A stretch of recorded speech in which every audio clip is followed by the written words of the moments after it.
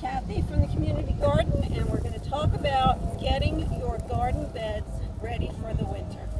So there's 3 steps to this process. We want to clean our beds, we want to build the soil in our beds, and then we want to protect our soil.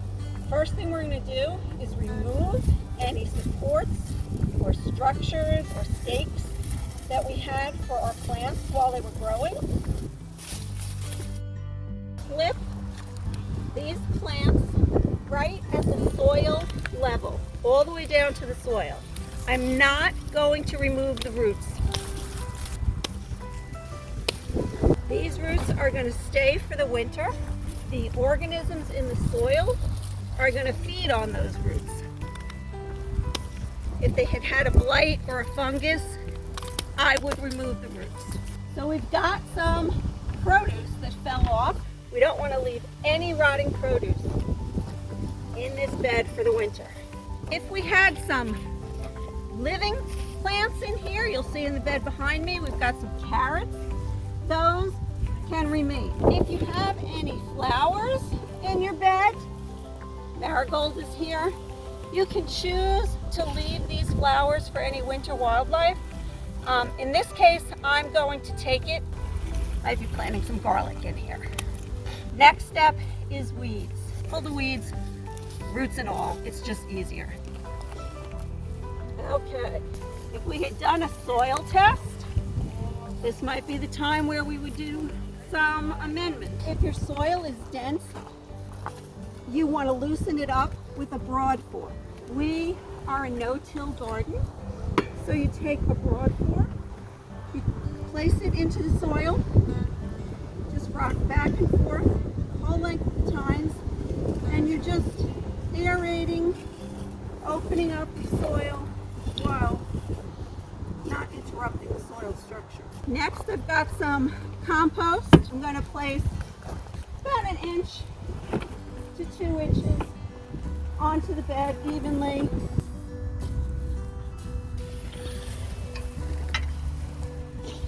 Okay. Our third and final step is going to be protect. We want to protect our soil over the winter. So we've got a couple of options for that.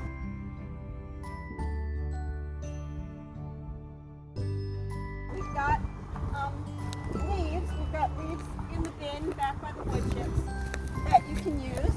So I've got some of those in the wheelbarrow here. You want to put several inches on top of the compost.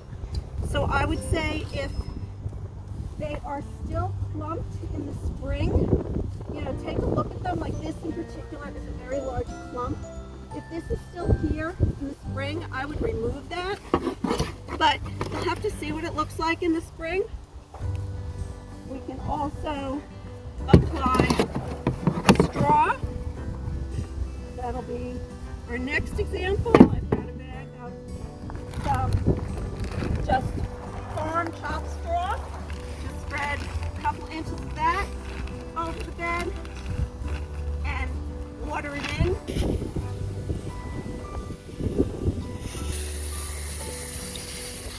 And then finally, I don't use any fertilizers on my grass at home, so I brought some dried grass clippings that can be used as a mulch.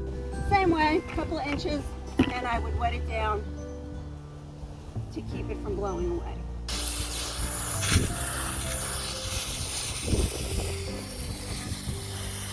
A couple of other things that we recommend you do in this garden is remove anything that can be used as nesting material for critters.